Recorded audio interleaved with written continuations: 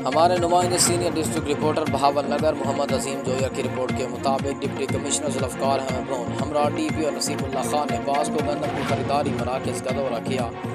इस मौके पर DGM पास को बहावलनगर भी मौजूद थे।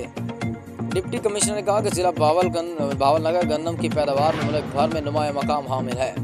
डिप्टी कमिश्नर ने मज़ीद बताया कि महकमा खुराक जिला की 3 तहसीलों चिश्तियाँ, हारून फोर्ट अब्बास में गंदम की खरीदारी, जबकि बहावलनगर और एंचनाबाद में वफाकी हुकूमत महकमा पास को गंदम की खरीदारी का मुजाज है।